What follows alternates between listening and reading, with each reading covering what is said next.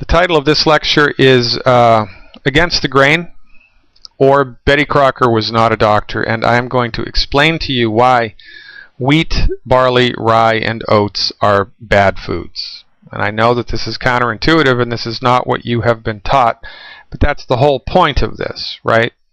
We are trying to unlearn the wrong stuff that we've learned over the decades. So let's start here. We can blame it all on the Egyptians. The whole grain, cultural grain thing started with the Egyptians. It's right there in the Old Testament, right?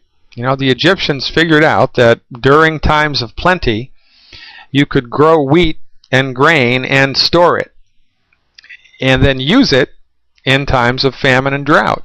And it was a really good thing at the time because it saved lots of lives during times of famine and drought. And then, of course, General Mills and Betty Crocker, who wasn't even a real person, right, took that ball and ran with it, and we've been suffering from it ever since. Now, here's why it's a problem. It's the problem with grain, specifically wheat, barley, rye, and oats, is not the grain itself, it's the protein that's in the grain. And the protein that's in these grains mostly is referred to as gluten. And gluten is a very difficult protein for the human body to digest. Conservative estimates are that 60% of Caucasians and 80% of blacks have a big problem digesting the gluten protein. Okay? And here's why that happens. Now, a protein doesn't matter whether it's a fish protein or a chicken protein or a wheat, barley, rye, oat protein, a rice protein, or a soy protein, doesn't matter. If it's a protein, all that it is long chains of amino acids or amino acids that have been daisy-chained together. Now, if you remember from Dr. Wallach's lectures, amino acids are essential nutrients. There are 12 amino acids that are essential nutrients for the human body, which means they need to be imported into the body. The body cannot manufacture an essential nutrient. If a nutrient is categorized as essential, it has to go down the hatch every day. So we get our amino acids from protein. That's the main reason we need to eat protein. Now, regardless of the type of protein, a protein is just a group of amino acids that have been chained together through chemical bonds. This would be the chemical bond, and the individual balls in this diagram or circles would be the amino acids. Okay? So this is a very simple protein, a number of amino acids daisy-chained together, and it's the job of the stomach to break those chemical bonds, liberating the free amino acids. Let's look at that again. Here's a protein. And we chew the protein up and swallow it. It goes into the stomach, where the stomach hopefully snaps those chemical bonds, liberating the amino acids, which are now free and which the body can absorb readily.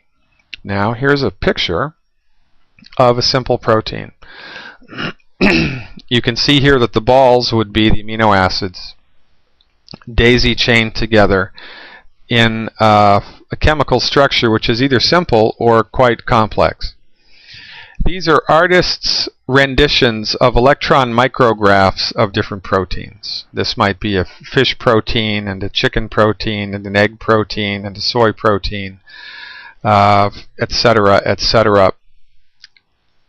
The take-home message here is that where the protein came from gives that protein its structure, and the structure of protein can be vastly different one from the other, and therein lies the problem.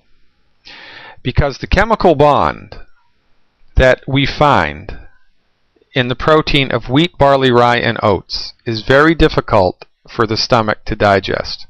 Everything has to be just right in the stomach for the stomach to snap those bonds and liberate the free amino acids. Let's take a look at this. Here's our digestive tract. Mouth up here, salivary glands. So, we put something into our mouth and our teeth start to mash it up and pound it up, and then the salivary glands excrete saliva and it starts to chemically digest the food, and then we swallow it. Food goes into the stomach where the lion's share of digestion happens. The stomach, if it's healthy, contains acid, which is really, really strong. Man, it is like battery acid. If you could stick a tube down your stomach, if your stomach acid was healthy and strong, and you took some out and dropped it on your skin, it'd burn a hole right through it. The pH of a healthy stomach acid is about 1.4. It's very acidic. But the stomach has developed a lining that is impervious to the acid. The wonders of nature, right? So we eat food, mash it up with our teeth, swallow it, it goes into the stomach where the lion's share of digestion happens. And then the food passes from the stomach into the small intestines. And it's the small intestines where all of the absorption of our nutrients happens. And that happens through the agency of an anatomical structure called a villi. Now, if you were to take the intestinal tract and cut it in half, this is what it would look like. All of these structures here are like little tentacles of an octopus, right? And they are referred to as villi. And there are millions of them. That's millions with an M. And on top of the villi, there are thousands of microvilli. 1,000 million is a billion. So in somebody's intestinal tract, there are billions of tissues which are designed specifically to absorb nutrients. So it's the job of the villi to reach out, stick onto a molecule of food that you've digested, and suck it in, put it into the bloodstream. This is the border. The intestinal tract is where everything gets absorbed into the bloodstream. Now, once a nutrient or something gets into the bloodstream, it's inside the body. When it's in the intestinal tract, it's outside the body, which I know is counterintuitive. You think about it, if you put a grape, inside your mouth on top of your tongue, technically it would be outside of the body. It's not going to be inside of the body until your body digests it and absorbs it into the bloodstream. And that happens in the intestinal tract. That is the job of the intestinal tract, to absorb the nutrients that your system has digested. Okay? However, when we eat wheat, barley, rye, or oats, we get nothing but trouble. Because the chemical bonds of wheat, barley, rye, and oats, for some reason, and we don't know why, it just is, right? For some reason, those chemical bonds are very difficult for the stomach to break. I mean, everything has to be just right for the stomach to break these bonds and liberate the free amino acids. And again, conservative estimates are that 60% of Caucasians cannot do this, and 80% of blacks cannot do this. So this means when the majority of whites and blacks, or blacks, the majority of people eat wheat, barley, rye, or oats, these proteins are undigested. And this is a problem. Because when you get an undigested protein, and remember, they can be very complex, right? So when you get one of these tumbling through the intestinal tract, where there should only be individual amino acids, that's like having an elephant in your living room. And that's a bad idea. That's nothing but trouble. You have an elephant outside the house, no problem.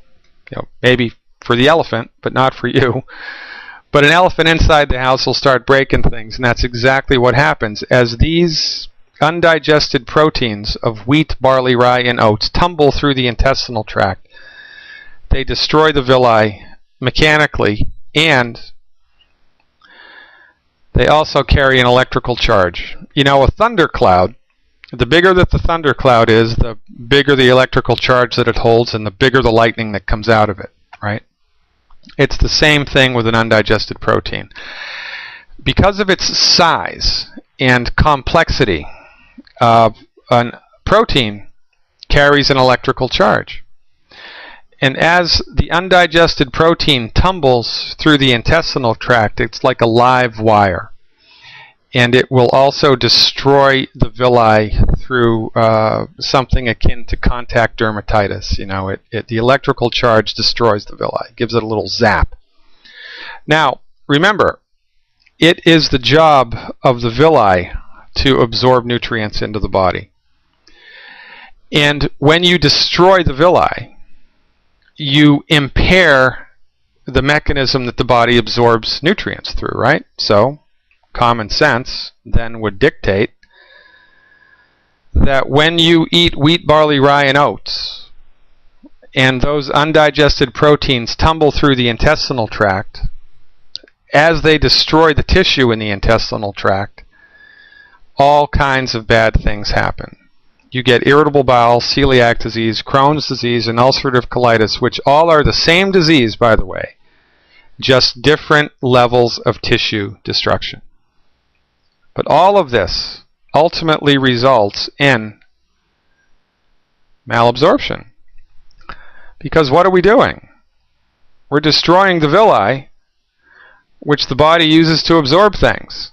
So, you know, if you have 100 villi on Monday, and 70 on Tuesday, and 50 on Wednesday, and 30 on Thursday, you're going to absorb less and less and less and less. And this is really just common sense. And this is why these things are a problem. And now, all of this leads to malabsorption, which of course is the genesis of most chronic disease. Dr. Wallach's seminal research clearly showed, beyond a shadow of a doubt, that the majority of chronic disease is caused or directly affected by lack of nutrition, by malnutrition. Now, our supposition is that there's not enough nutrition in the food anyway to sustain somebody's body and make it healthy. It is impossible to nutrify the body just by eating food. You cannot do it.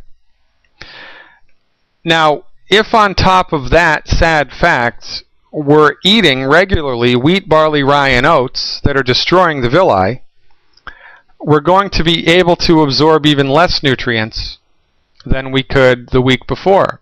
So the food doesn't have the nutrients that we need anyway, and now we can't absorb half of it.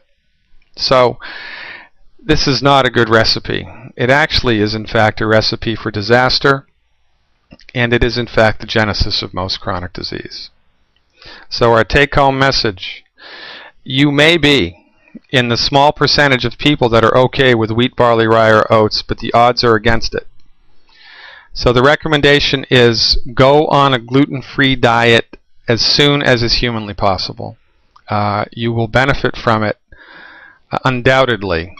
And as our clinical experience shows us, that the longer we go on a gluten-free diet, the better we feel, the healthier we get, and the more our body is able to absorb things. Oh, the good news: when we stop eating wheat, barley, rye, and oats, give the body the 91 essential nutrients appropriate for body weight every day, guess what happens?